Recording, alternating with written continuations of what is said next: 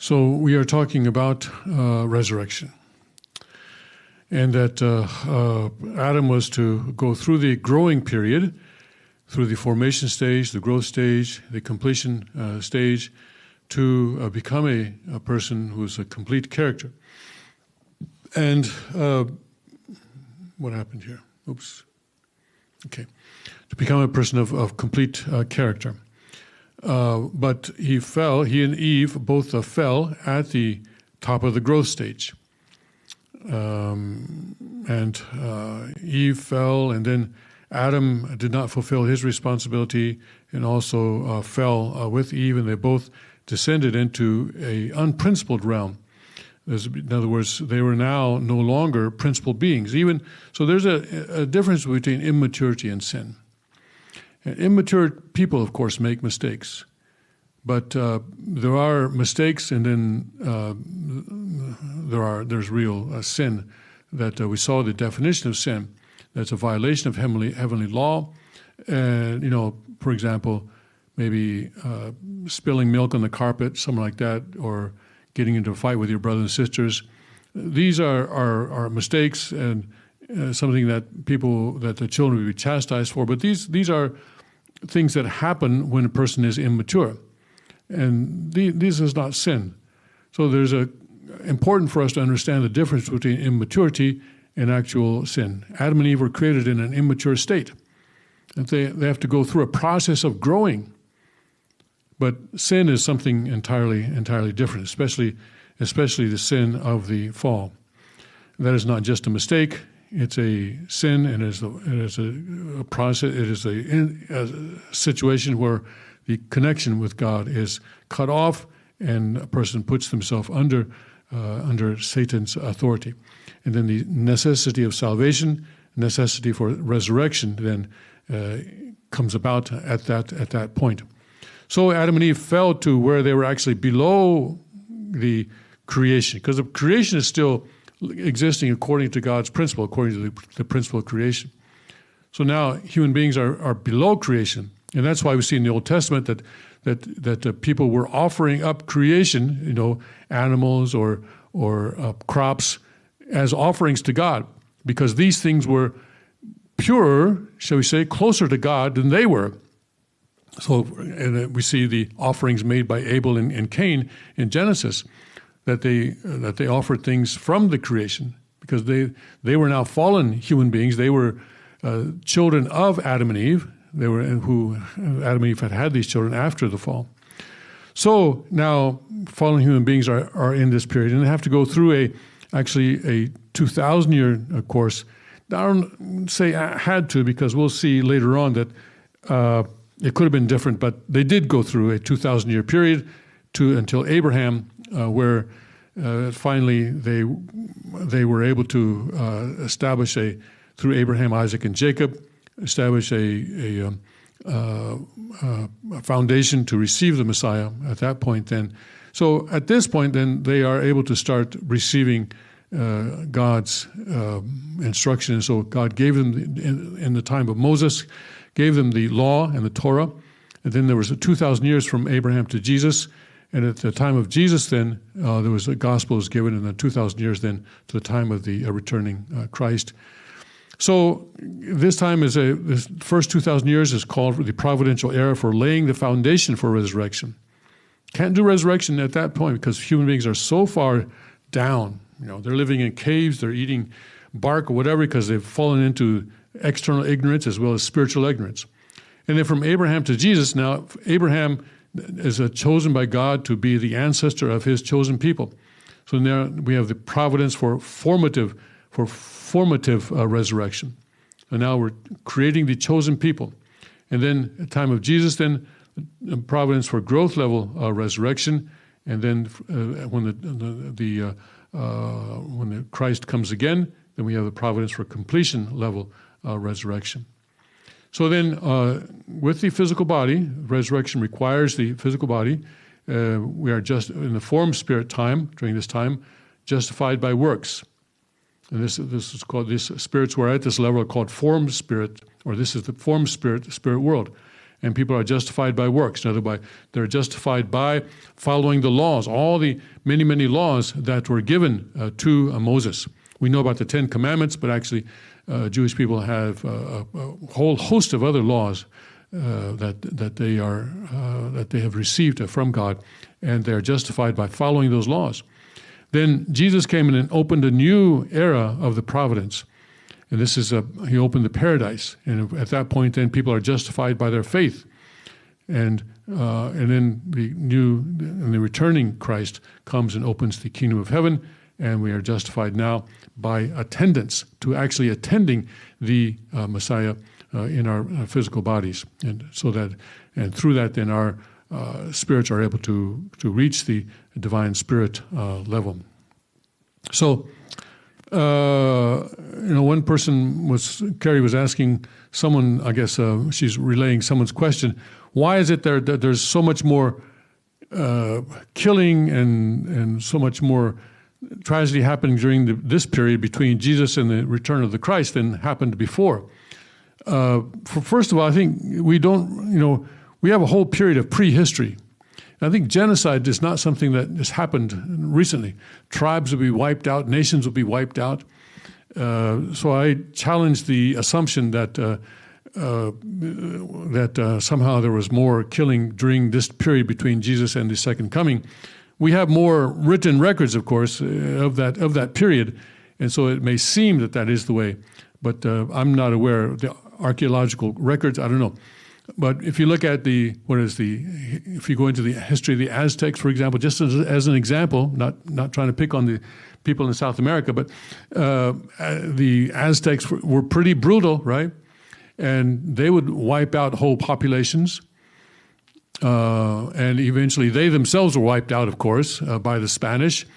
But that happened during this time. But then before that, though, the Aztecs were pretty brutal to the people around them. This idea of the value of human life is something that really the world at large has come to appreciate the value of human life as a result of the spread of Christianity around the world. And communists today regard human life as not so different from the life of cats and dogs or animals, and you can kill humans without any consequence, as long as you're doing it for the sake of the ruling regime. So I think in the past there was also a lot of killing that went on. But it's true that certainly there's been a lot of blood over the past 2,000 years, and to the extent that there's been a lot of blood, especially among Christians, I would say that this is because the Christians are following the path that was followed by Jesus. They follow Jesus, so we follow Jesus, so it's not surprising that Christians receive a persecution, and the Christians are often killed and shed blood. Yes. Might it be that when I was, thinking about that time period, of course, communism has been responsible for, hundreds of millions of deaths. Do you think one explanation might be because communism is satanic, like the perfection of satanic ideology that was implemented on a world level? So that's one reason why it was so widespread.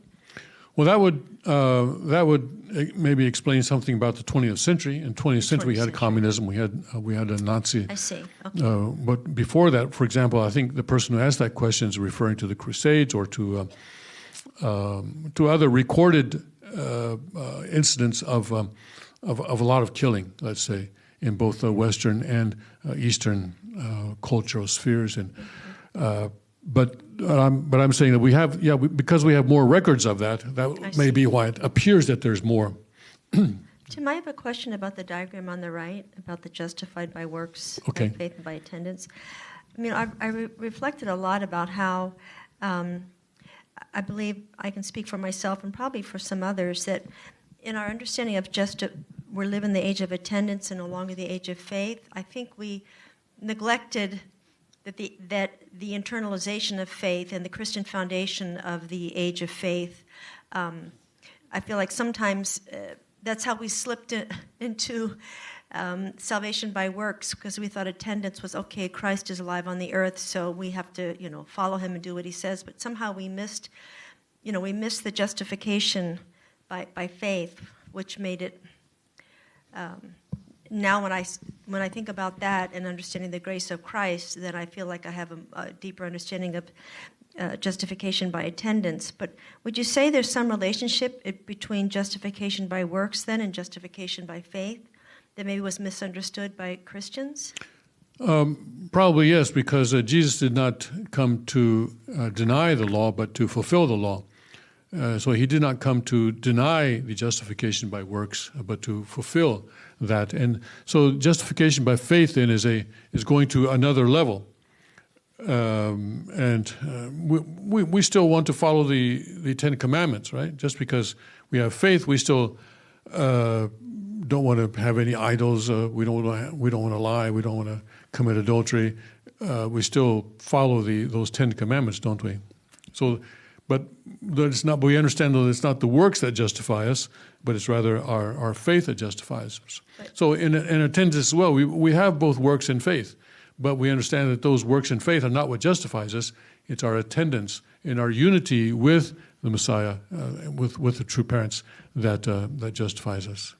Yeah, it seems like maybe in the Christian era there was a misunderstanding of works, because I remember that King talking about Martin Luther saying something about you should have deliberately. I'm probably misquoting it, but something about the overemphasis on faith, and that what you do is not so important as long as you have faith, and that was a misunderstanding of justification by faith. Yeah. Yes.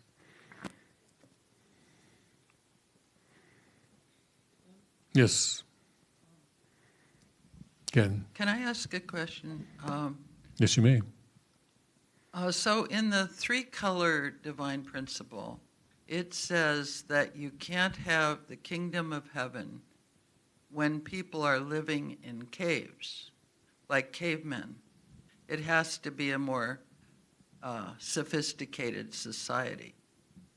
But the Garden of Eden, if Adam and Eve had come to completion and entered the next realm, that would have been pretty primary. So why can't we have the king? I mean, what if the whole world, has serious problems and there's only a few people left? Can't we just go camping? Bushcrafting. It was the mission of the archangel to teach Adam and Eve the external things. So I think Adam and Eve, especially if he's going to be around for 900 years, he would have learned how to build a house from the archangel or from the angels, or he would have figured it out. It says God clothed Adam and Eve with skins, actually, not furs, but with skins.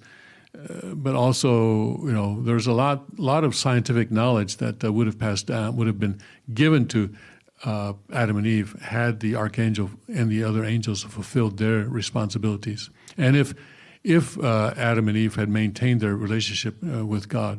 So I don't think Adam and Eve would have been living in caves. Yeah. But also, the kingdom of heaven is something that first of all, it's of course the four shimjongs. So it's a matter of love, not a matter of external living environment so much. But also the external living environment should be reasonably comfortable in the kingdom of heaven. So I agree with it. You cannot have the kingdom of heaven if you're living in caves with damp, dark, I think that would be a little bit, that's not the kind of place that I would want to live in the kingdom of heaven.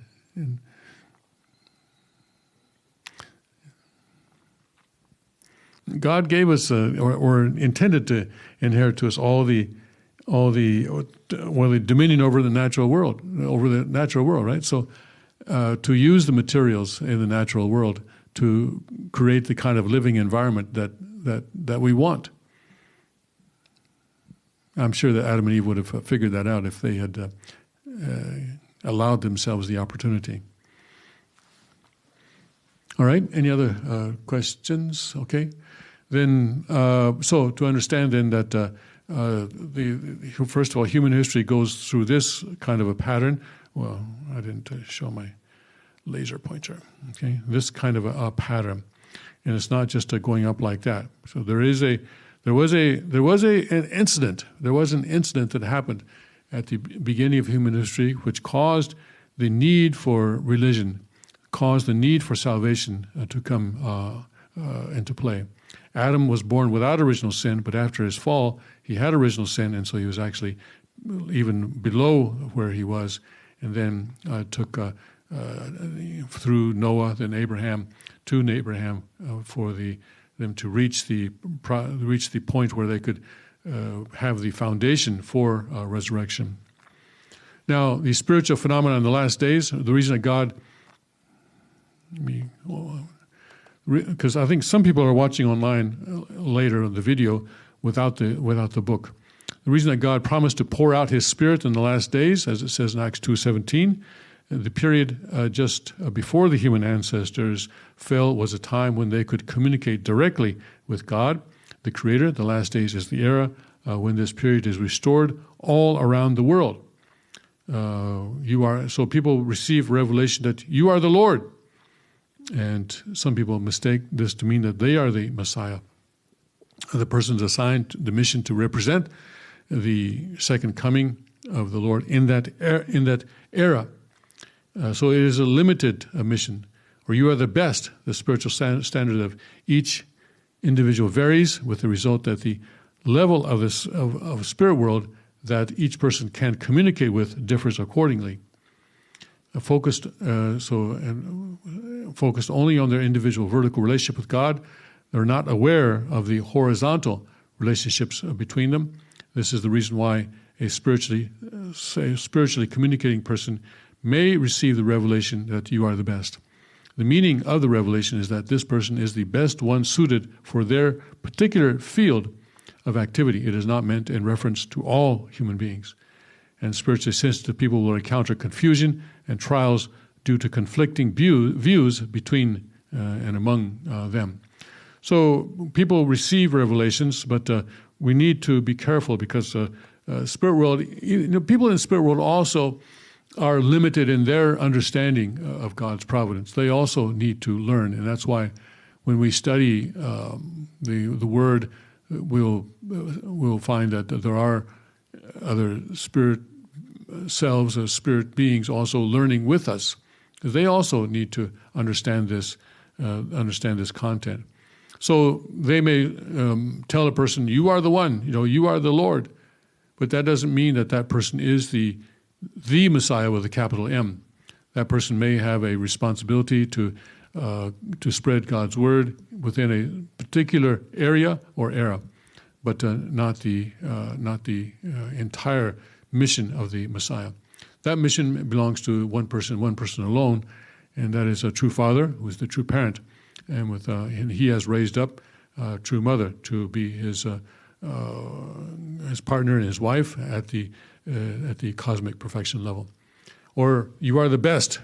And we each have different spiritual standards, and each person can communicate with different levels of a spirit world. And we need to certainly be very wary of communications from spirit world to make sure that we check those communications with the Word of God, with the Bible, with the Chonsongyong, and with the OSDP and the teachings of Father, and make sure that what we are receiving does not contradict those teachings. Okay, in the first resurrection, or the sealed 144,000, and this is in Revelations chapter 7, verse 4, where it talks about this first resurrection. Book of Revelation, chapter 7.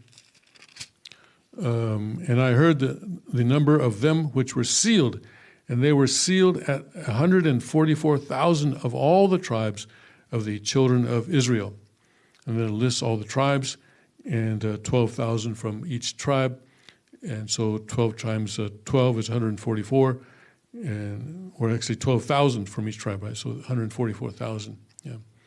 And so this is one of the revelations that John received in his experience on the island of Patmos. So here, the first resurrection refers to the resurrection in which human beings are cleansed of the original sin for the first time since God began the providence of restoration.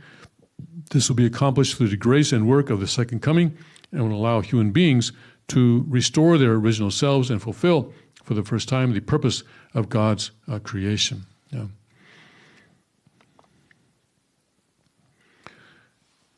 And then the providence of resurrection of spirit persons. So what happens to people in the spirit world then? Right? What happens to people in the spirit world who went there without being able to complete their characters? So the reason for this is that the spirit self can only grow and reach completion through a relationship with the physical body. Without the physical body, no resurrection can occur. There's no growth, no restoration, no multiplication like that in the spirit world, because that's not what spirit world was designed for. So people in the spirit world need some way, though, to reach that completion. Otherwise, they're stuck for eternity. So God has provided a way. The method of resurrection is that to form a standard for interaction, remember, with these spiritual activities of people living in the physical world. So you have to have a relationship with someone in the physical world. And, this can be a relationship through a descendant or someone who is in a similar position as they were, something like that, or it can be some kind of connection that they have with someone in the physical world. And in the resurrection of spirit persons who believed in God when on earth, that's how that those spirit persons can accomplish their resurrection. So before Jesus, no one could go to heaven, no one could go to paradise. It was Jesus actually who opened the way to paradise. It was only all these spirits who died during that time. The best they could do was reach the top of the formation stage of the resurrection, and that's where Elijah was. That's Elijah is, and also that's as far as they could go. Yeah. But then when Jesus came, these spirits then who died during the Old Testament period then would work with the people who were with Jesus at that time, and then they could rise to the top of the paradise level or to the growth stage level. So the thief on the right then went with Jesus to the top of the growth stage. But also Jesus himself, you'll be with me in paradise, because Jesus himself could not enter the kingdom of heaven. Because no one goes to heaven alone. No one goes to heaven alone. So until Father came and began the tradition of the blessing, heaven was empty. Kingdom of heaven was empty. No one was at that level. No one could build the kingdom of heaven. There was no one in the spirit world who was at heaven.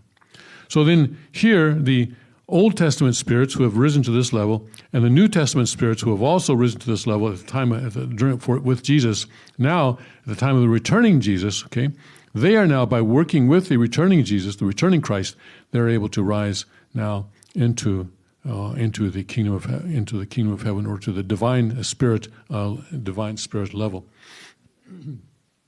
So this is the resurrection of the spirits. So it talks about in the last days there will be the resurrection of the spirits, not talking about people climbing out of their graves, talking about people rising to a new level in the spirit world that was not available to them previously. So this is an important distinction to make. The Bible's not lying. It's the Word of God is true, that there is resurrection. The people are going from death to life. But we need to be careful and understand that the physical body was never intended to live eternally, and once it is shed and buried, then it's not going to come back. It's not going to come back. It's there, and it decomposes down into its elements and becomes a part of the earth, ashes to ashes. Okay, dust to dust, ashes to ashes. There. So then, and then also the people then who are joining the Christ, not the Old Testament or New Testament spirits, but people who are joining the Christ also arise with them into the divine spirit level through the work of the returning Christ. So here, the resurrection of spirit persons who believe in God when on earth. This is how this works. Okay. And then there is now we talk about returning resurrection of spirits who abide outside paradise. So here, this line represents the line between the spirit world and the physical world. And people in the physical world have a physical body, Now this is person A. Person B had a physical body, but that physical body has now died. The physical body has died and has now been buried and has returned to the elements of the earth. So it has no longer a physical body. But person B still exists in spirit world, okay, as the spirit self. Okay, and then they come and transition to spirit world, and then they then connect with the person A, who's still alive on the earth, still in the physical body on the earth, still has a physical body. Then here they establish this connection and then work with person A, okay? So that they are now working together to accomplish God's will on the earth, to spread the word, to spread God's love, to do whatever God needs them to do on the earth. So this is the cooperation. And so person B in the spirit world may give revelation or spiritual experiences, because spirit world is the world of cause. So things that happen on earth will often happen in spirit world first. So the person B can help the person A get through some of the stuff on earth by giving them inspirations. Hey, you need to, when Father was driving, his driver would tell me that sometimes when Father was being driven by a chauffeur, he would instruct his chauffeur suddenly, okay, take the next turn, something like that. Or take the next turn, something like that. Because the spirit world was guiding Father through a safe path to wherever he was going. And this is the kind of way in which a spirit world can work with someone who is in the physical world. Sometimes when I'm going down 84 and I miss my exit, I kind of justify it that way. I don't know. I don't know. I'm thinking about something else, right? And I drive right past the exit. Oh, well, if I'd gotten off of that exit, something bad must have happened or something like that. I don't know. But that can happen. I don't know. I didn't. Once you miss the exit, you have no idea what would have happened if you had gone that way, right? Yeah. I don't. So anyway, cooperation through this kind of returning resurrection occurs, and this occurs all the time with us, all the time. But of course, there are also people on the other side of the spirit world who are trying to make you go against God's will too. They're also trying their work, so that they're trying to keep you in death. But this is how we're assuming here that this is a good spirit person.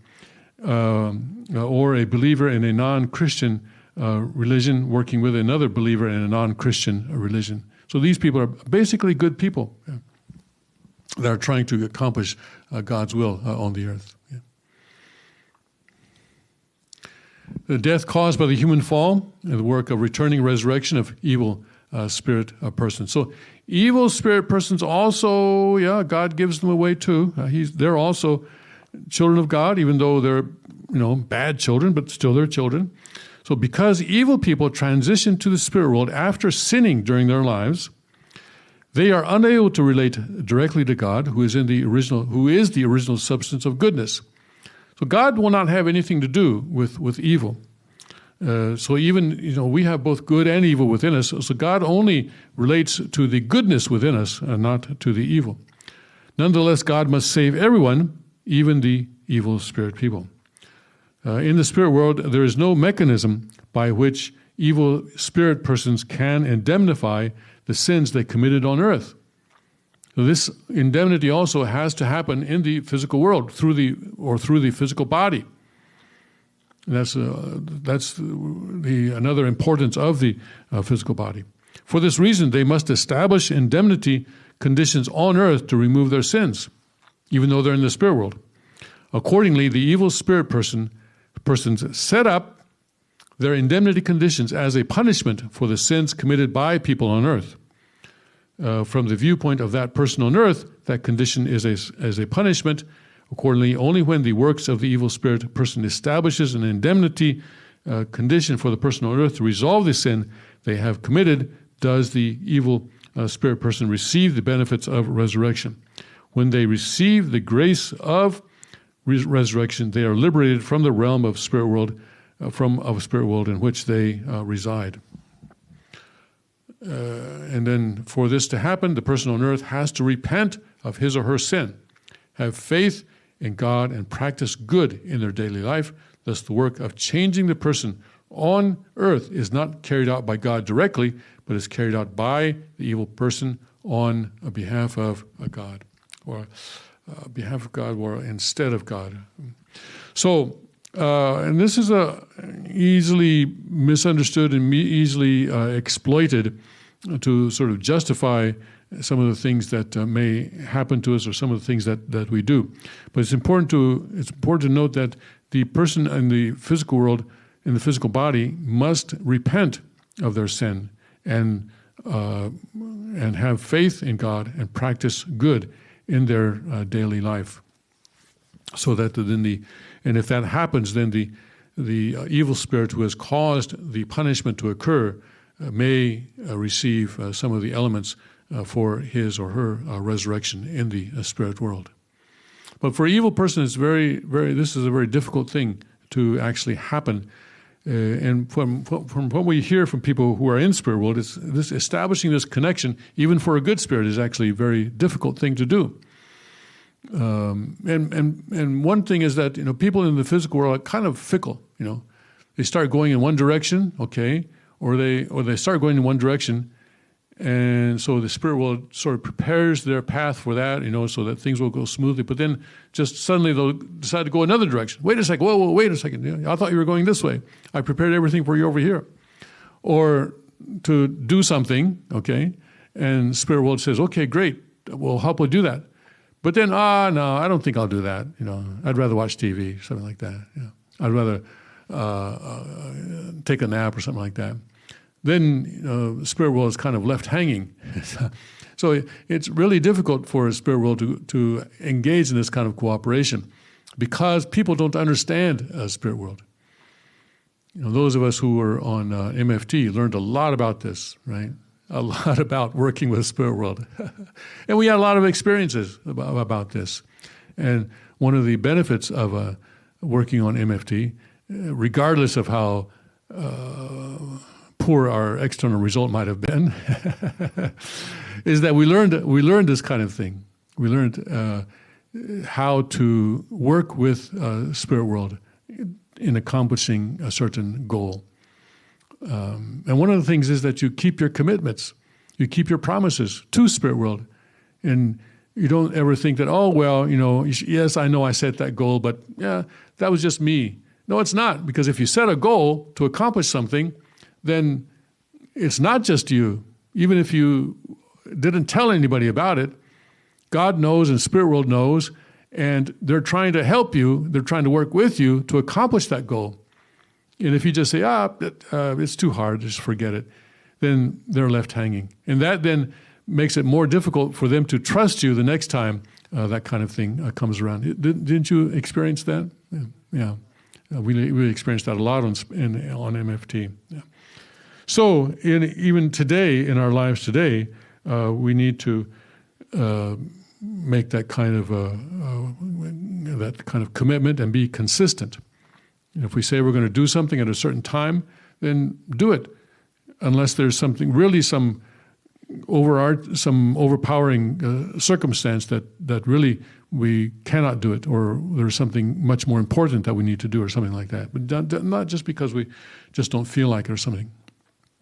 So, in this way, the evil spirit person establishes a condition that results in the resolution of the sins of people on the earth. Therefore, the evil spirit person is acting in place of God for the accomplishment of the will, making it possible for the evil spirit person to receive the grace of resurrection. Because an indemnity condition in the form of a punishment is established to liquidate the sins of people on earth as per God's desire, the evil spirit persons come to receive the grace of resurrection.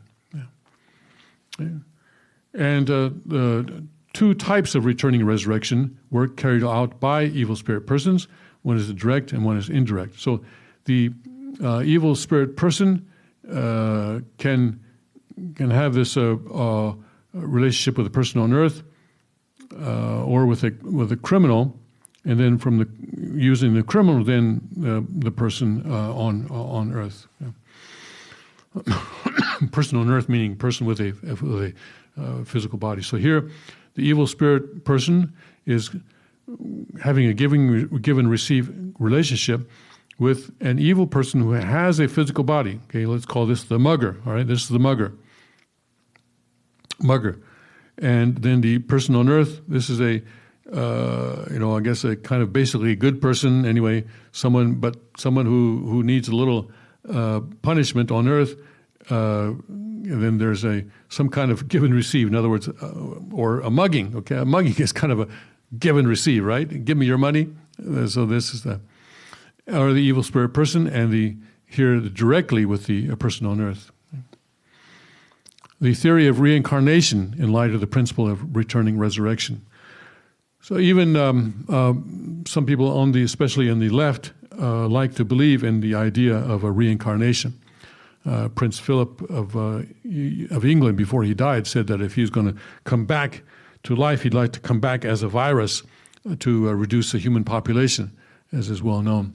But reincarnation is actually it's believed in Hinduism and in Buddhism, and it has kind of affected Western society through those religions. But this is essentially a misunderstanding or a kind of a low-level understanding of the relationship between a spirit world and the physical world.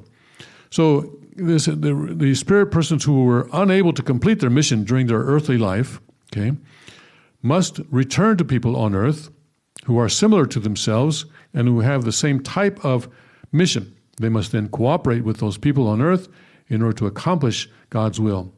In this way, the cooperation helps the person on earth to fulfill his mission as well as the mission of the supporting spirit person. Thus, from the viewpoint of mission, the physical body of the person on earth stands in for the physical body of the cooperating spirit person. So here we have people in the spirit world, all right? People in the spirit world, and this is a line that is the line between the physical world and the spirit world. So then the spirit person here and people on earth, okay, and then they are cooperating with people on earth to help with the second coming. And Elijah also has a mission. John the Baptist has a mission. So John the Baptist essentially had the similar mission as Elijah, to prepare the people of Israel to receive the Messiah. That was also Elijah's mission. So then they are working for the second coming. So we say that someone has the John the Baptist mission, for example. And during his life, a father worked with a number of different people who had the John the Baptist mission. Billy Graham was probably someone who had a John the Baptist mission. He was very well respected within American Christianity, but unfortunately he was not able to connect with Father during Father's time in his physical body. So, but that would be an example. If Billy Graham had worked with Father, that would have been an example of a John the Baptist mission being accomplished through Billy Graham. The theory of reincarnation, continuing up to the present day, Buddhism has taught the doctrine of reincarnation, and many Buddhist followers have believed that if one lives a good and virtuous life on earth, he or she will be reborn as a human being, but if one lives in an unvirtuous manner, he or she will be reborn as an animal. So there is a hierarchy of the creation, and depending on how you live, you can move up or down that hierarchy according to the Buddhist belief.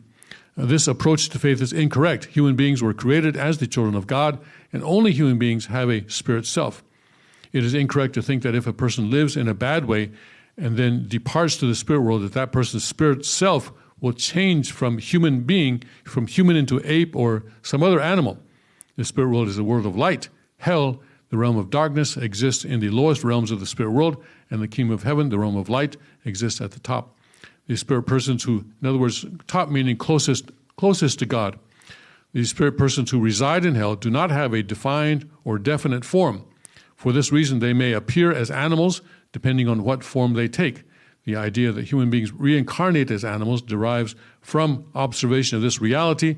From the perspective of the principle, reincarnation is synonymous with returning resurrection. So I don't know if Prince Philip is in the spirit world today. Perhaps he's in the spirit world now.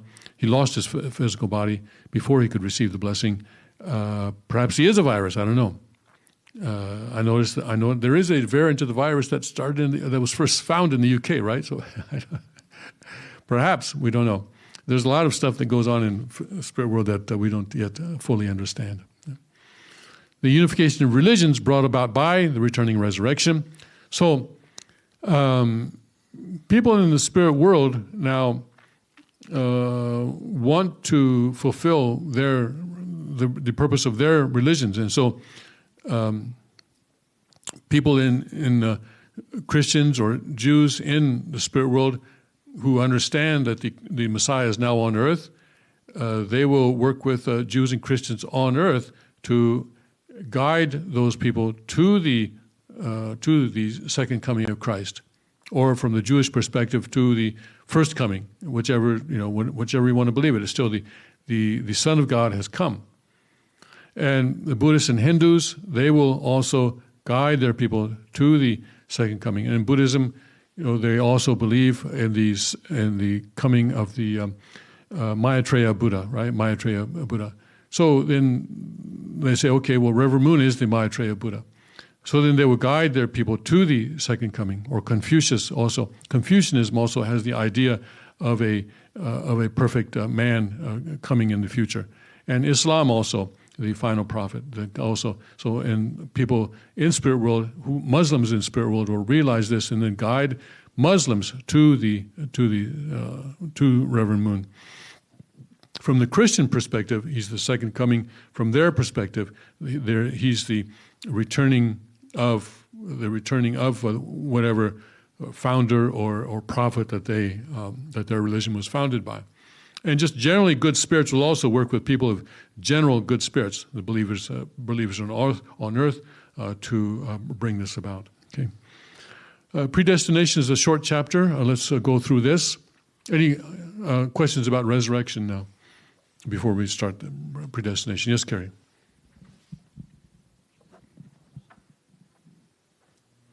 In Changpyeong,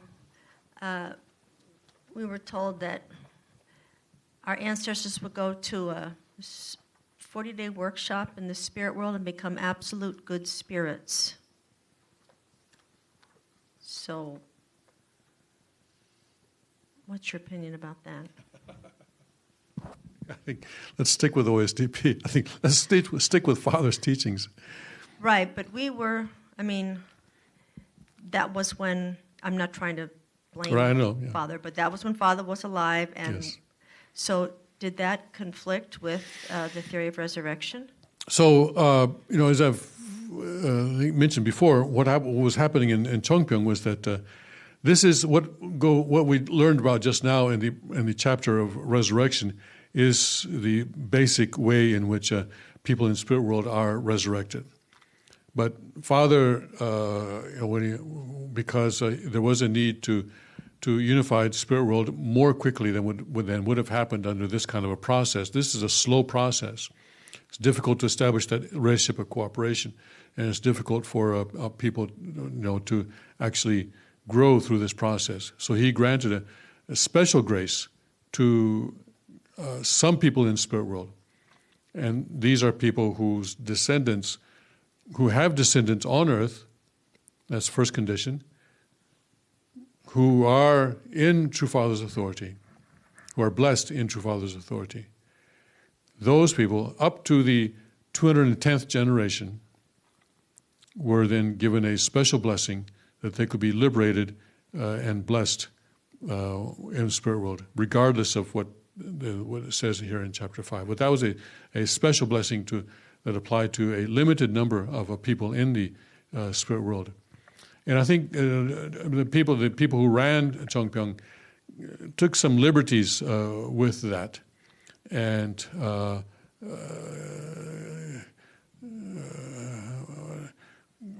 Father would, even if something was not completely correct, he would sort of let it run its course.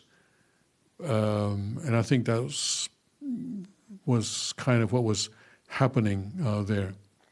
So I don't know about the situation with the absolute good spirits. What I do know, as you said, that whatever happened in Chongpyong did happen under Father's authority. And that means that he takes responsibility for that. But whatever has happened in Chongpyong after Father's cosmic ascension is fraudulent, because now it needs to happen under the auspices of the second king, and Chongpyong is not under the auspices of the second king. Yeah, thank you. Would you also say that the liberation ceremonies, ancestor liberation ceremonies held by the second king, that's a special dispensation due to the merit of the age in terms of... So the second king is continuing continuing that system, yes. And that also now is happening under Father's authority, not under the king's authority, but under true Father's authority through the king. And people ask me, well, what about the 40-day workshop? I'm sure Father will take care of that without our... But Chongpyong, for example, would make people go there numerous times, right? You had to go there first to liberate your spirit, then you had to go... We remember. Okay, then you had to go back, then you had to go back. And each time you went back, you had to pay more money. Mm-hmm. Now, the person doing the liberation or person requesting the liberation can set the donation amount on their own, through prayer. And if they have no money, then zero is also acceptable. If that is what they truly and sincerely believe is all that they can afford. Whereas Chongpyong, of course, had it's just a scandal how much money there were. And still, by the way, taking from, especially Japanese members, were just astronomical sums were siphoned up. That's the only way to describe it. Thank you. Just one more clarification. Forgetting about Chongpyong now, and just talking about, the second king continuing Father's tradition of the ancestor liberation. Would you say, in terms of this lecture on resurrection, it's that the ancestral liberation is, I'm kind of repeating myself, due to the merit of the age, because it's not in this manner, right? It's something that is initiated by the descendants on earth. It's not the people in the spirit world, making their way up, but it's like a sudden grace, a sudden liberation. Would you say that would be the case? Yeah, it's I don't know if I don't know. You want to put words in my mouth about merit of the age. I'm just trying to understand, because it is. It's grace. It's special grace. Okay. Yeah. That's okay. That's fine. And because it's special grace, there is no assumption that it will continue forever. Okay, but you understand, I mean, it has to do with resurrection. Yes, it's not yes, here. yes. Okay, thank you. Okay. All right, let's take a look at predestination. And, yes, hello? Yes, Okay, I just want to clarify a little bit. Okay, so at Chongpyong before, under Father's authority, we used to be able to liberate our ancestors on the husband's lines, and then they went to a special 100-day workshop with Hunjanim, apparently in charge of that. Do we are they the spirits that ancestors we liberate now? Do they go to any special workshop? It seems like they can receive the liberation and the blessing at the same time. Yes, yes. They receive liberation and blessing at the same time, yes. Okay, that's what I thought. Okay, and then we used to be able to liberate aunts, uncles, even friends or people, other Right. people, Yes. not directly related to us. Right. Is that possible now, or that's No. not? No, Yeah, it's not possible now. Okay. It's only the direct lines, the 8 lines, 4 of the husband, 4 of the wife, Right. and no brothers, no uncles, no husbands or wives, if the husband is not doing it himself. But, if it's then I get questions like this, and if they have children, then the children can liberate the spouse, but not, for example, the wife cannot liberate the husband, but the children can liberate their father or their mother. And no, liberating Abraham Lincoln and things like this. No. Yeah. Chongpyong really did come up with a lot of creative ways to make money. Yes. But if we did do those things, then it was valid. It was valid at that time. Okay. Yes, it was valid at that time. All right. Thank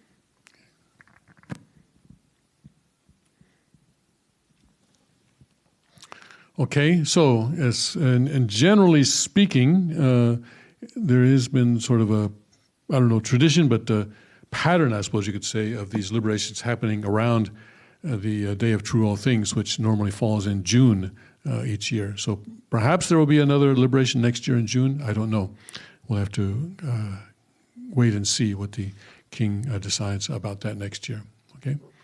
All right, are we ready for predestination? Okay, great. Yes, we are predestined to go through this. All right, so the issue of predestination, the prosperity and decline in human life, fortune and misfortune, salvation or damnation of fallen human beings, the rise and fall of nations. Are these all predestined? Are they things that are written and are going to happen and there's nothing that we can do about it? Or is there another situation? And here, there are arguments for and against the idea that the script has already been written, and we are just playing along on that script. Here in Romans 8:29 and 30, it says, "For whom he did foreknow, he also did predestinate to be conformed to the image of his Son, that he might be the firstborn among many brethren. Moreover, whom he did predestinate, them he also called, and whom he called, them he also justified, and whom he justified, them he also glorified." All right, so Paul appears to be saying that, hey, if everything has already been decided for you. For whom he did foreknow, he also did predestinate. So if God already knew about us, and what was it, Jeremiah, I think, said that, God foreknew about me in the womb. So then everything is already decided.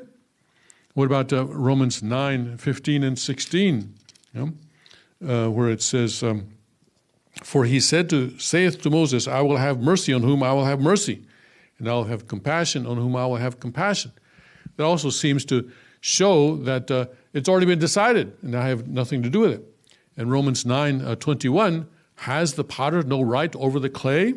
And so saying in the same thing then God can do whatever he wants with us. Hath not the potter power over the clay of the same lump to make one vessel unto honor and another unto dishonor? So it also seems to be that God decides everything, and that we have really not much to do with it. And Romans 9:11 through 13 before as well. For the children being not yet born. Now here he's talking about Rebekah. Okay, so we're talking about the children of Rebekah, who were. Is everybody awake? Who were the children of Rebekah? That's right, Jacob and Esau. Okay, just making sure you're awake. Okay, so here, and not only this, but when Rebekah also had conceived by one, I'm in verse 10 right now, even by our father Isaac, for the children being not yet born, neither having done any good or evil, that the purpose of God according to election might stand, not of works, but of him that calleth, it was said unto her, the elder shall serve the younger. As it is written, Jacob have I loved, but Esau have I hated. So, what did Esau do to be hated by God? So Paul seems to be saying this was decided by God, And this was predestination. Seems to be. But there are also verses that seem to suggest the opposite. Jesus says in Matthew 7:7, ask and it will be given to you. So if you don't ask, it's not going to be given to you. You have to ask. So it's not the fact that it's going to be given to you is not predestined, it's dependent on your asking. In James 5:14, is any one of you sick? He should call the elders of the church to pray over him. So again, have people pray. It's not predestined that you're going to die. Pray. Genesis 2:17, but you must not eat from the tree of the knowledge of good and evil. There, so the fall of Adam and Eve, the eating of the fruit, was not predestined, according to the expression in Genesis 2:17. Because, if it was predestined, then why would God even bother telling them? They're going to eat what they're going to eat, right? So then just let them eat, and we'll go with the script. And in Genesis 6:6, the Lord was sorry that he had made man on the earth. And it didn't have to be that way. And God didn't have to be sorry. So predestination, is it true or is it not? So first of all, let's talk about the predestination of God's will. So God is absolute, unique, eternal, and unchanging. Okay? His will then is also absolute, unique, eternal, and unchanging. The purpose of creation, the purpose of the providence of restoration, all these are absolute, unique, eternal, and unchanging. So the predestination of God's will is absolute. God's will be accomplished. Boom, period. No question. It's going to be accomplished. So God's original ideal of creation is going to be accomplished. God's utopia, God's kingdom of heaven. But the accomplishment of that will, the will itself is absolute, but this requires God's responsibility plus human responsibility. God cannot do it alone. He will not do it alone. Because if he does it alone, it will destroy the very ideal that he is trying to create. Human beings will just become no better than animals. Cannot be God's children, cannot be the Lords of creation, cannot have freedom or creativity unless they fulfill their portion of responsibility. So, ask and it will be given to you. So, asking is the responsibility of human beings. James 5:14, is anyone of you sick, he should call the elders of the church to pray. Praying, then, is the portion of responsibility. Genesis 2:17, but you must not eat from the tree. Then not eating of the tree was then the portion of responsibility. The Lord was sorry that he had made man on the earth because people were not accomplishing their portions of responsibility, and they were going in a direction that was evil. The longer it went, the more evil existed on the earth. Let's continue until 12 o'clock. Is that all right? It's been about an hour, but I'd like to continue. So predestination with respect to the will is conditional. But it won't go on forever. Eventually, we're going to have a situation where God's will is established. It's not going to drag out forever. A long time, yes, but not forever. Okay. So the predestination of human beings, God's providence of salvation, each one is the then providence for each one. Then is the whole. Conditions for the central figure. The conditions that the central figure must possess. So this means that God starts with one. He starts with a point, as I said. And he works in concentric circles out to the whole. Starts with Jesus. Jesus finds a woman he can marry, and then raises up that and educates that woman. They have children. They have a family. Then then those children have children. They have tribes, and then a nation and the world. So in concentric circles, working from one out to the whole. That's how God's providence of salvation works. So then the condition that central figure must possess must be a member of the chosen people. Jesus had to be a Jew. He had to be a Jew, and because no one other than a Jew could have this this qualification to be a member of the chosen people, and a descendant of ancestors with a track record of many good deeds. Of course, that was certainly true with Jesus, and then an innate disposition. Jesus, had a lot of patience, and also he had a righteousness, didn't he? When we see him clearing out the money changers in the temple, he also had a strong sense of righteousness. And conditions formed during life and the time and place required by heaven. So these are various central figures that come about in the providence of God at many levels, and they have to have this. I think, but today the chosen people are the people who are blessed in the true Father's authority. And so to be a central figure in the providence today, you have to be a member of that group of people who are blessed in true Father's authority. Human responsibilities, when this is fulfilled, the predestined individual completes his mission and his will, that God's will is accomplished. Whereas if he fails in that responsibility, does not fulfill it, then the predestined individual fails his mission, and God's will not be accomplished. And for example, we have in Acts 1, 15 and 26, where after Judas betrays Jesus, and after Jesus resurrects, and after he ascends, actually, Matthias takes the place of Judas among the 12. Okay. And the predestination of human beings is therefore conditional.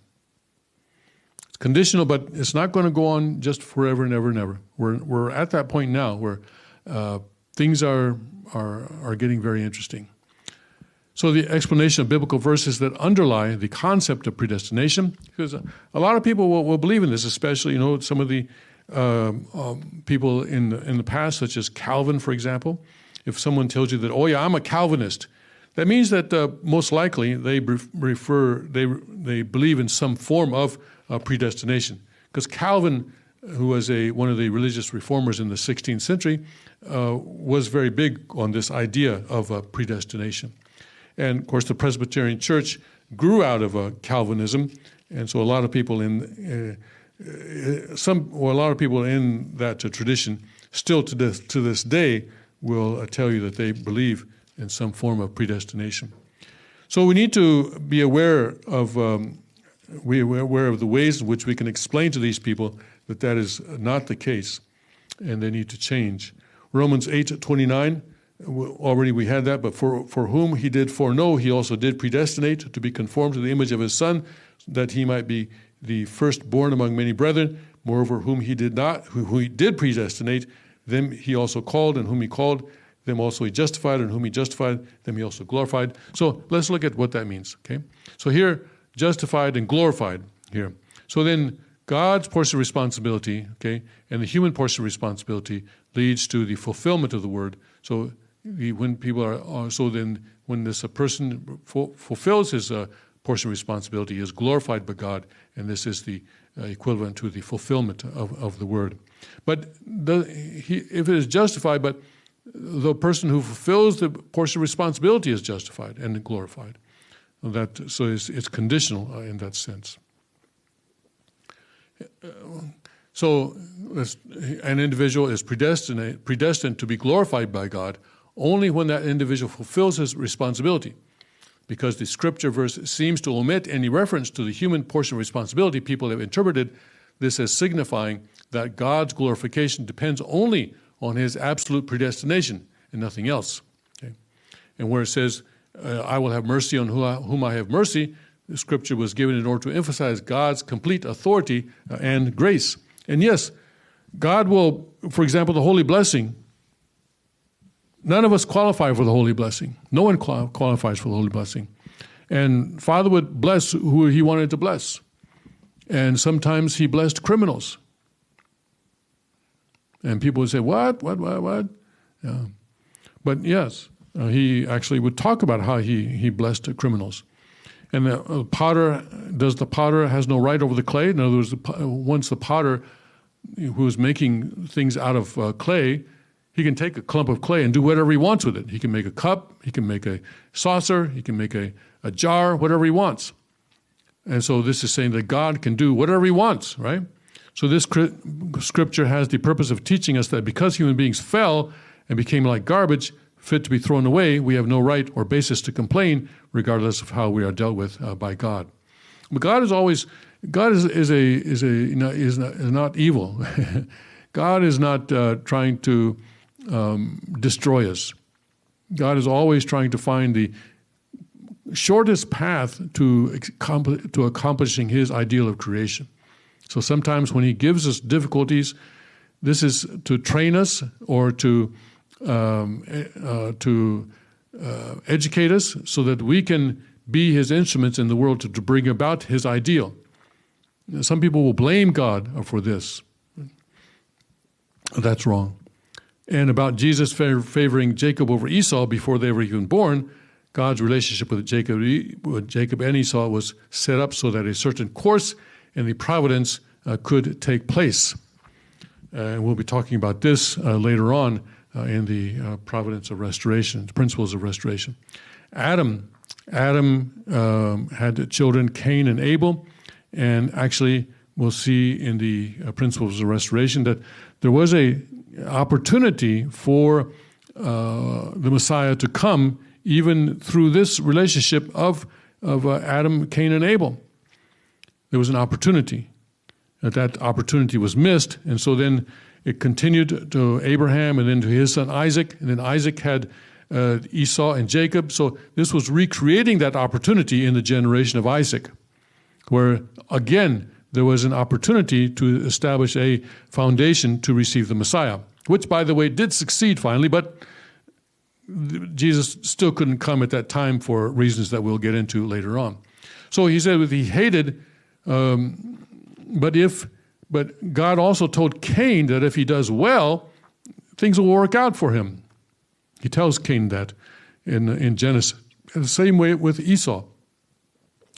To say that he hated Esau in the womb, still, if Esau had fulfilled his portion of responsibility, he could have received God's love. And Jacob says that God loved Jacob, but also there was a responsibility to be fulfilled here. And if he does not fulfill that responsibility, God is not going to, he's not going to receive God's love. Abel, in his case, he made the offering and fulfilled his responsibility in that way, but he and Cain were not able to reunite, and so the providence that God wanted to fulfill through Abel failed because of Abel's death at the hand of Cain. And so that was actually a tragedy in God's eyes.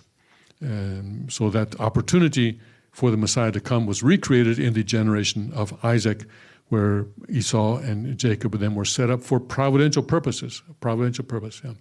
So Cain and Abel position is something that we'll talk about very much in part 2. And it's not a bad thing to be in the Cain position, because Cain is also necessary for God's providence to proceed. But there are certain, so we talked previously about knowing what position that you are in, right? We talked about it in chapter 2, under the fall of the human fall. We have to know what position we are in and what responsibilities we have that are associated with that position. And when we do those responsibilities, then God's providence can succeed. And when we don't, then that's a failure, and things will have to come again. Okay, Jenny, please. Han mother also can be same situation, same case. In what sense? Probably yes, but I want to hear your explanation. Yeah. So God chose the Han mother or true mother's position, yes, but she couldn't fulfill her responsibility, so she cannot receive God's love anymore. Yes. Yes. And actually, she was not the first. There were 2 other women before her who also could not fulfill the position. And yes, so she was called, but if she had fulfilled her position, in other words, at the time of Father's cosmic Songhwa, if she had not tried to take power for herself, but had submitted herself to Father's lineage in the form of the successor that Father had chosen, in the form of her youngest son, Hyungjin-nim, then she would have, fulfilled her responsibility, and she would be in a very wonderful position today. But instead, externally, she thinks that she's in a good position. She thinks that she may think that, I've got this big palace and I've got diamonds and rubies and everything like that. Apparently they finally took away that statue, I heard. Apparently it wasn't so popular. That's what I've heard. I have not confirmed that, but this kind of thing, is undermining her authority, and she does not have a good future ahead of her, I'm afraid, especially in the spirit world. I hope that she can repent before she goes to the spirit world. That would be wonderful if that could happen. We'll have to see how things work out for her. Yeah. But yes, that is an example. Yes, thank you. All right.